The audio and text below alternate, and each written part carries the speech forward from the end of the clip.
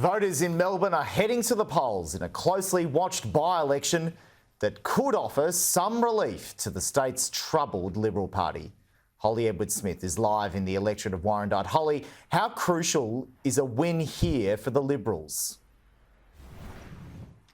Well, Simon, it's no secret that the Victorian Liberal Party has been struggling over the past few years, particularly under a government headed by Daniel Andrews. We've seen a number of landslide elections, but today the current Liberal leader, John Pesutto, is hoping that this by-election could be a sign that tides are changing. He's hoping to retain this seat for the Liberal Party. It's been Liberal held since 1988, and the reason we're having this by-election is because the former or current Liberal member Ryan Smith is retiring, heading into a corporate position, leaving it open. But what's interesting this time is it's not going to be as a tough or close of a fight as we've seen in previous by-elections or elections here in Victoria, because the Labor Party haven't put forward a candidate. They announced the decision earlier this year, but haven't really outlined much of their reasons for not doing so.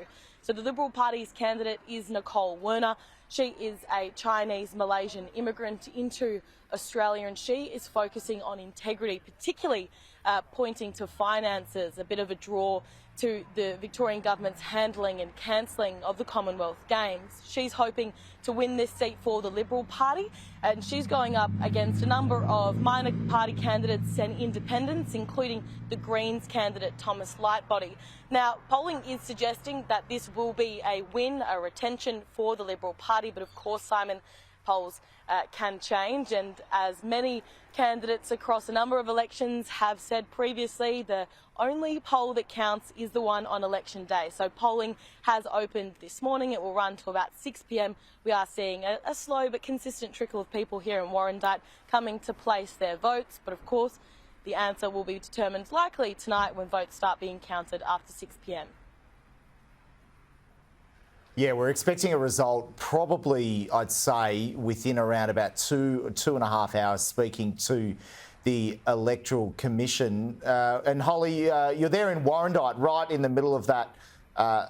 People call it a sleepy town in Melbourne, but it's certainly in an outer northeastern seat. Is the mood and the sort of pickup and people coming to that booth, has there been many people at that booth or where you've been, or at least across the electorate? Because there's certainly been concerns around about the turnout at pre-polling booths over the last week or so.